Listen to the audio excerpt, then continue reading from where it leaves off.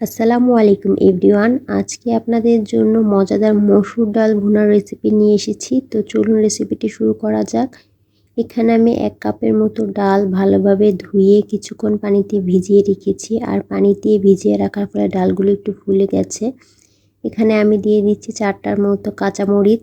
এখানে আমি একটা টমেটো কেটে নিয়েছি।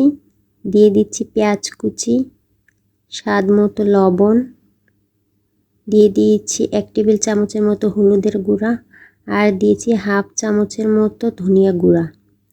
এবার এই সবগুলো উপকরণ হাত দিয়ে ভালোভাবে মেখে নিতে হবে। এই মাখানোটা যত ভালো হবে ডাল ভুনা খেতে কিন্তু ততই মজা হবে।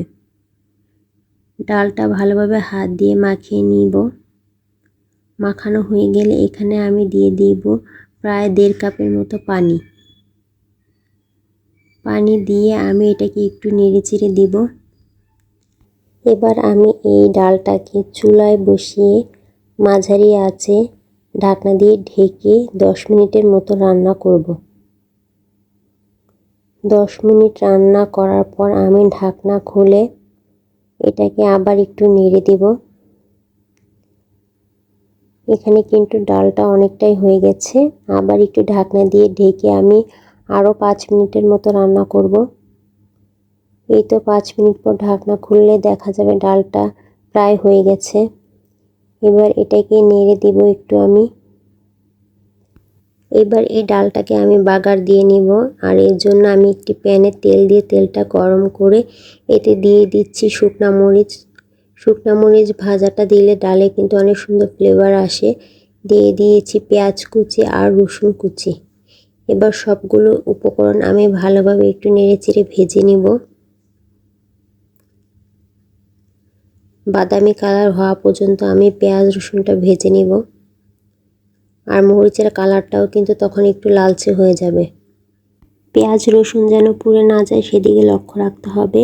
একটু বাদামি কালার হয়ে গেলে এগুলো আমি ডালের উপর দিয়ে বাগার দিয়ে দিচ্ছি। এবার বাগারটা আমি একটু ডালের সাথে ভালোভাবে মিশিয়ে দেব।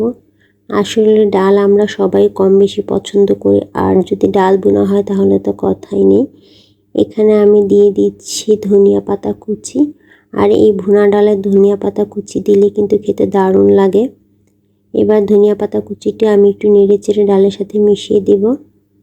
এবার আমি এটাকে 2-3 মিনিটের মতো রান্না করে নেব। 2-3 মিনিট রান্না করা হলেই হয়ে গেল আমাদের মজাদার ডাল ভুনা। এই রেসিপিটি কিন্তু খুবই সোজা, আর এই ডাল ভুনাটা হাতে মাখিয়ে রান্না করলে কিন্তু বেশি মজা হয় খেতে। তো এই তো দেখুন ডাল ভুনাটা আমার কেমন ঘন হয়েছে। সো এই রেসিপিটি আপনারা অবশ্যই বাসায় ট্রাই করে দেখবেন, আর এই রেসিপিটি আপনাদের কেমন লেগেছে অবশ্যই আমাকে জানাবেন। সবাই ভালো থাকবেন, ধন্যবাদ।